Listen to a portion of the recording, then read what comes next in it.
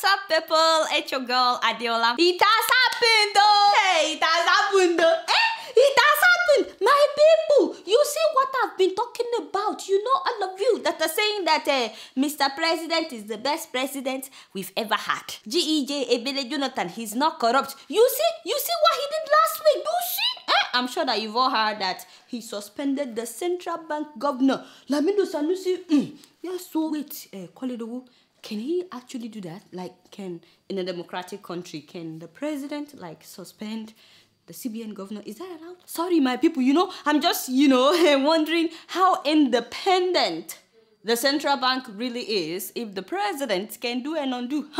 Just because the governor made it known publicly that billions of dollars of our oil money is missing at the NNPC. I mean, I don't understand why they are not investigating the NNPC up till now. Instead, he suspended the whistleblower.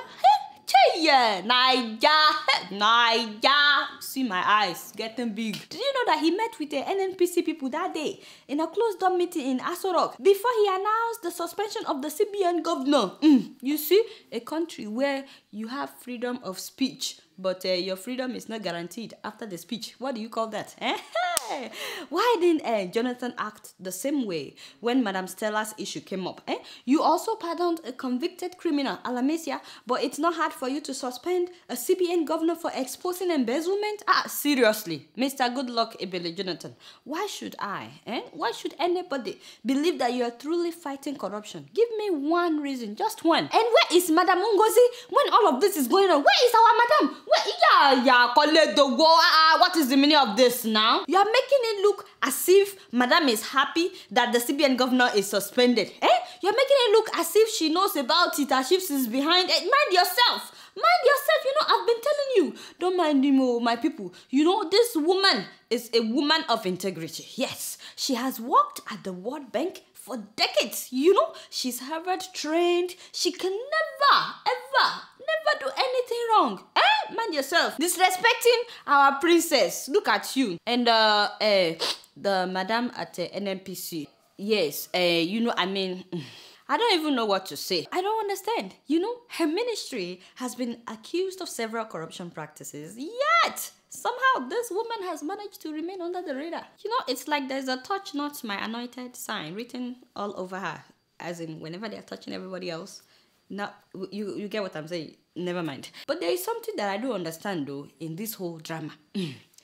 I keep asking myself, why did it take this long for the CBN governor to come out with this information? Because he's been the governor of the CBN since 2009. It's gonna be 5 years this June that he was appointed the CBN governor. And I'm sure that money had been disappearing at the NNPC every year. I don't believe money just started disappearing at the NNPC last year. I'm trying to make a point. Because they were all friends. Sanusi, Ngozi, Madueke, and Mr. Jonathan, all of them were friends. Remember that he supported the removal of oil subsidy? He was part of the panel that tried to convince us that it's the best thing to do. I mean, how come he didn't speak out then that we didn't need to remove subsidy since we're misappropriating billions of dollars at the NNPC? Am I making sense? Not only that, there were so many loans that these organs at the top were taking from the CBN all these years, and this man did not say anything. You guys know I'm a little girl. I don't know anything, and I don't pretend like I know anything. But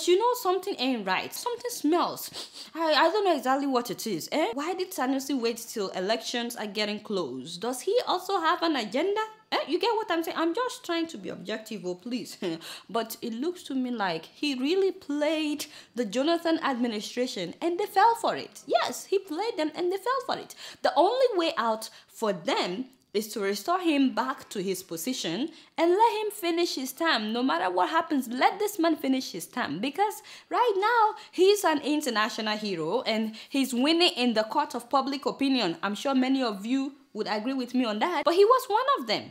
One of those who put us where we are today. Don't get me wrong, I don't have anything against Mr. Lamido Sanusi. As far as I'm concerned, he's actually very brilliant and very smart. And he's more articulate than many of our present officials in Nigeria. When he speaks, what is this now? Did I say that he's more articulate than Mr. President? I mean, I didn't say that. Everybody knows that already. I don't have to say it. Why do you have to make it so obvious?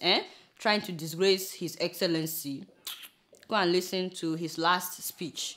You will know that His Excellency has really improved. You guys know I've been reading people's comments on this whole drama on the internet. I've been reading people's comments, and I think I should read at least one for you guys. Let's see. This person says, if only Goodluck Ebele Jonathan could be suspended and replaced during one of his virtually wasteful globetrotting jamboree.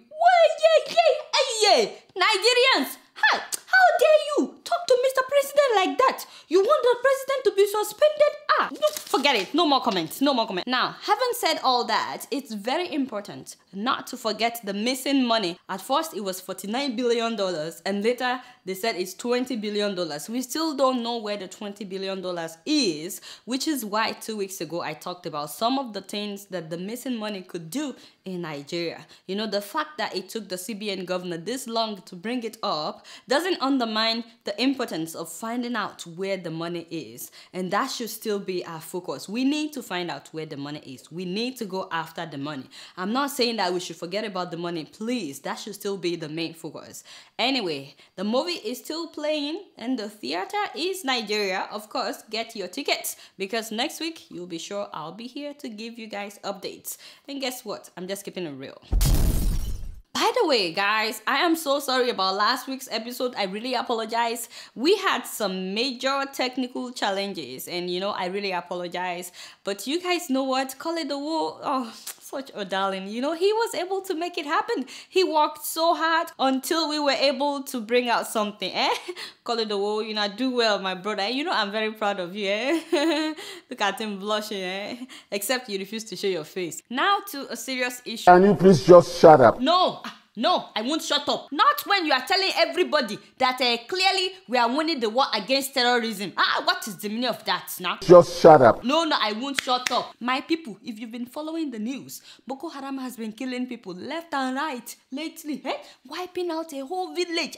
They killed so many people in Borno last week. Almost 200 if you add all the casualties together. Do you know that in one day alone, they killed 106 people in one village? Just imagine if 106 people die in your hometown in one day. People like you and me. Seriously. So the governor of Borno, that is Governor Kashim Shettima, told journalists that Boko Haram fighters are having the upper hand and that they should send more soldiers to the region. And not only that, the governor said that Boko Haram fighters are better equipped than the Nigerian army. You know what Dr. Okupe said in response to the governor? He said, it is clear that Governor Shettima doesn't have the expertise to categorize or classify the effectiveness of any weapon. I was like, what? So his knowledge of weapon is what you are now talking about, Dr. Okupe.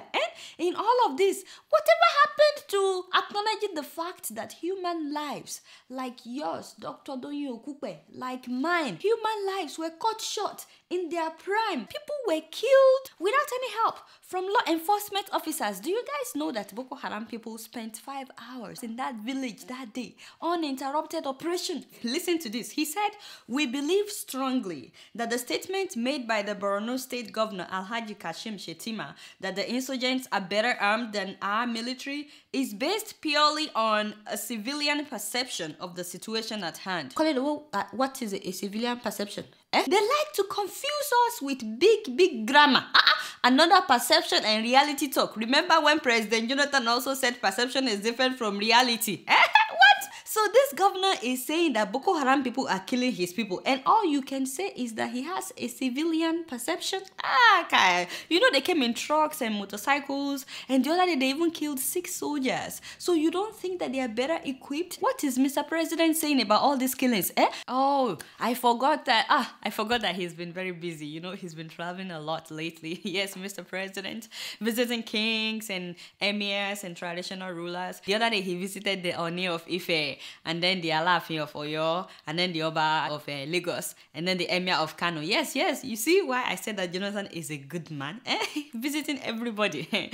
By the way, I don't know how true it is, but I'm hearing that these are all election strategies. You guys know I don't know anything, but apparently he's been visiting big churches too. The other day he went to Living Faith. It was a great reception, I'm telling you. And then he went to a redemption camp, you know. Che, of course, he's not campaigning. Of course. of course, he's not campaigning. So when people tell me that these are all election strategies, I look at them like enemies of progress. I said to them, Hapa, Nigerians are not stupid now. And for the past 3 years, he didn't know the address of these kings and these rulers. And now that the election timetable has been released, suddenly he knows where they live and how to get there. So you think because of that, Nigerians would now vote for him? No. Don't get me wrong, don't get me wrong. I'm not saying that people should not vote for Goodluck Ebele Jonathan if that is what you want. In fact, I think he's a good guy. I mean, a good man. But all I'm saying is, I'm sure that you won't vote for him based on his recent visits to Obas or his visit to your church. I'm very sure that you will vote for the man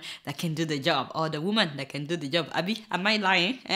But you know, it's very sad that Boko Haram is not the only one killing us. We're also killing ourselves. And that is really, really sad. I was just reading the story of a beautiful 17-year-old girl who was brutally killed by cultists because she won't go out with them. I mean, I've not been myself. Since I read that story, Opeyemi Odusanya was a 300 level student at Bowen University. And you know, I mean, 300 level at the age of 17, that's to tell you how smart. She was studying biochemistry. So Opeyemi was home at her parents' house, and then she decided to step out to purchase a phone recharge card. And of course, these cult guys had been monitoring her movement. Do you know that they followed her into her parents' house, and unfortunately, she was the only one at home. So they instructed her to turn on the power generator so that the neighbors won't hear her screaming. And then they tried to rape her, but she put up a fight.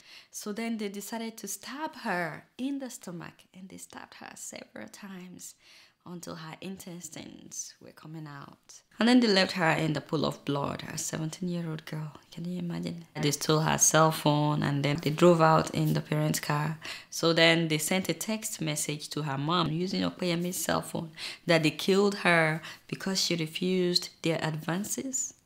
And that because she was proud. I was like, how?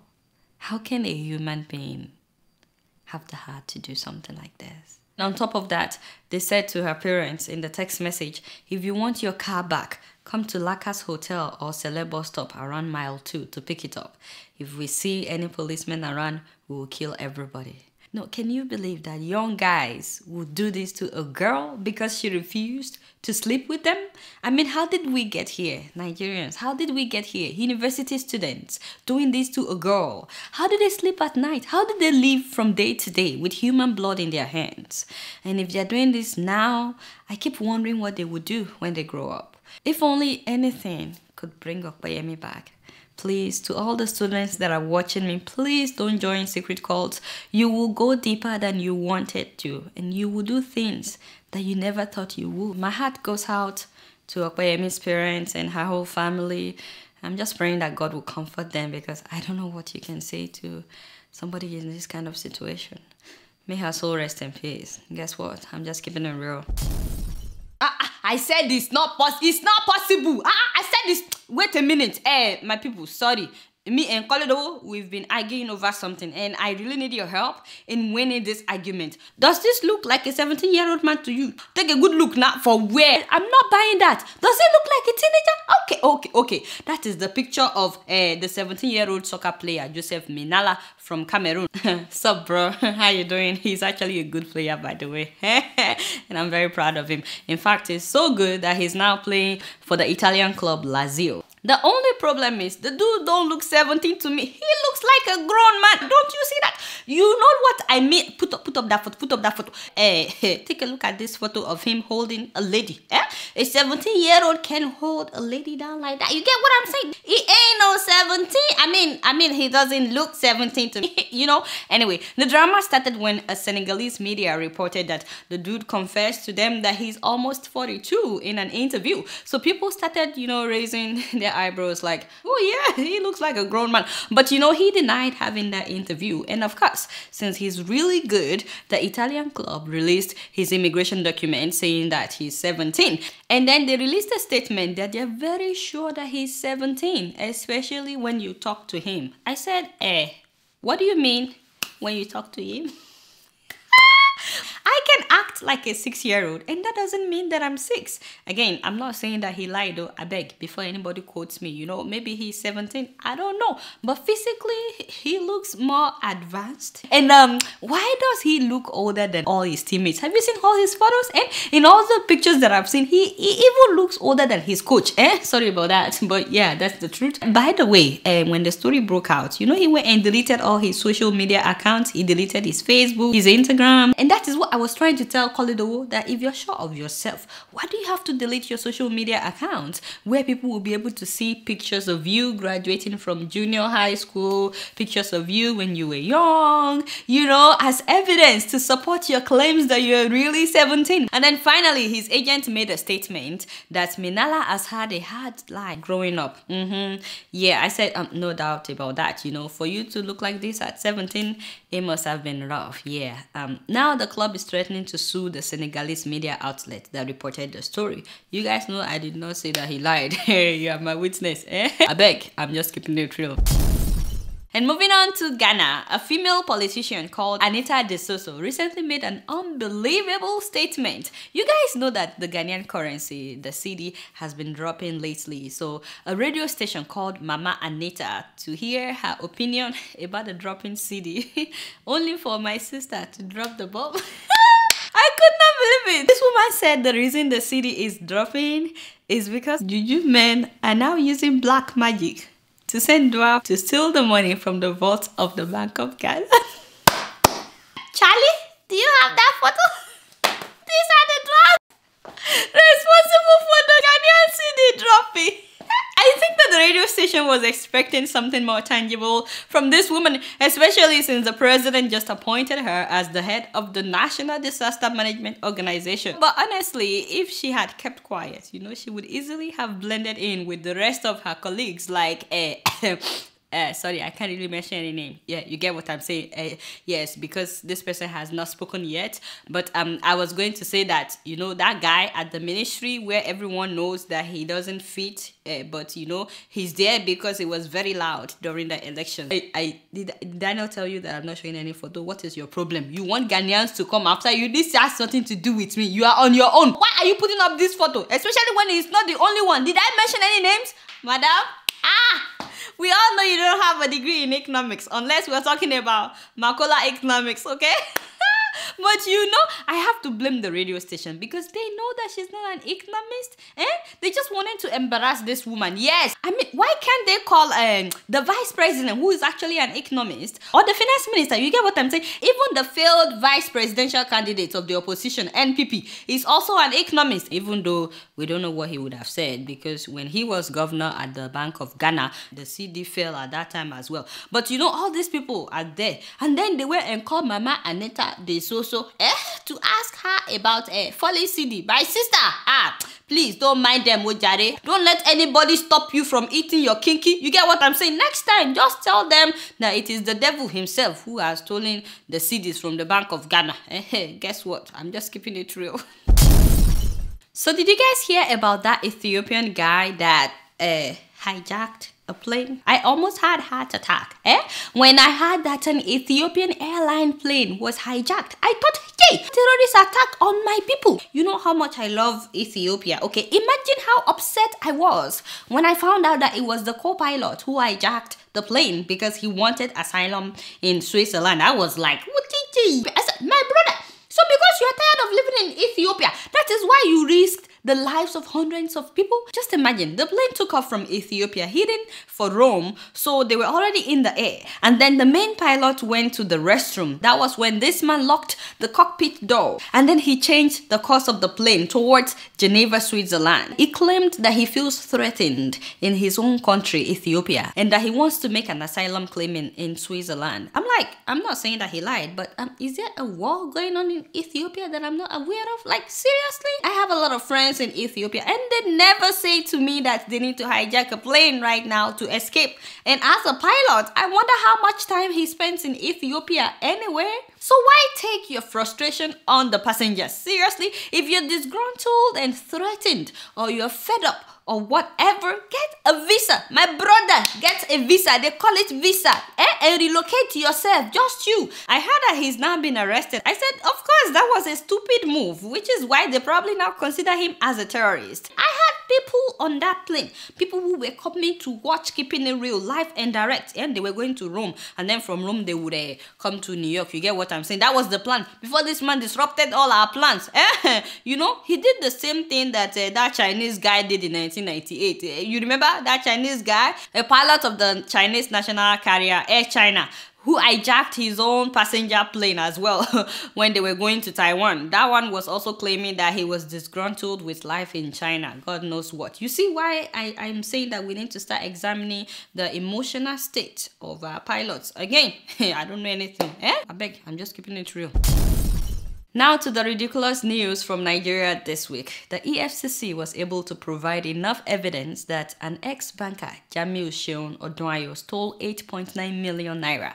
So the guy was sentenced to 115 years in prison. 115 with no option of bail. The good thing is he's serving the sentence concurrently because they gave him 3 years for each of the 39 counts. That means that he will only be spending 3 years in prison. Now in the same week, the EFCC was not able to provide enough evidence that the former Speaker of the House of Representatives, Mr. Dimeji Bankole, stole billions. They could not come up with evidence that he benefited from the embezzled money. Don't forget that in May of 2011, they found $1 billion in Mr. Bankole's domiciliary account. That is about 165 billion naira, apart from the other money that he has embezzled. Investigations confirmed then that 44-year-old Dimeji Bankole diverted funds meant for budgetary allocations into his own personal account. In other words, he stole the money meant for some development projects in Nigeria, and that was why the EFCC arrested him. Unfortunately, when the matter got to court, the EFCC could not provide any evidence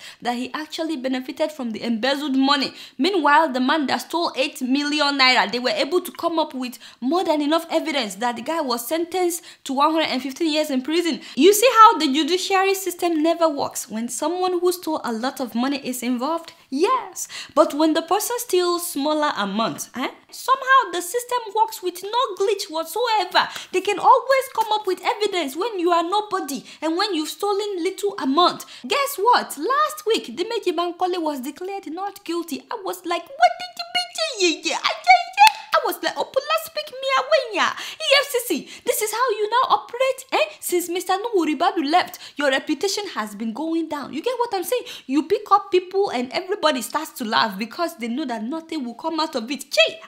His bank account shows more money than he was getting paid. You know, they released the list of people that they've successfully convicted. I don't know if you've seen it. I said, I don't see any big names in this list now, except unemployed graduates who are doing yahoo, you know, people who stole cell phones, like that 18-year-old girl that I talked about the other time who spent 3 years in prison for stealing a cell phone. No big names. By the way, I heard that EFCC is going after Madam Stella Odua. I just laughed. I'm sorry, but it's just that I don't have any confidence in the EFCC. In case you don't know it, by not upholding justice, you know, you're teaching young people in Nigeria that the way to go is to steal. You're teaching us that we should steal, and when you steal big. That is the message you're passing across. Anyway, you guys know I'm just a little girl. I mean, what do I know? I don't know anything, I beg. I'm just keeping it real. Now, before I leave today, I'd like to draw your attention to the story of a 30-year-old Nigerian woman who is battling cancer right now, Ms. Kuburat Yusuf, a mother of 2.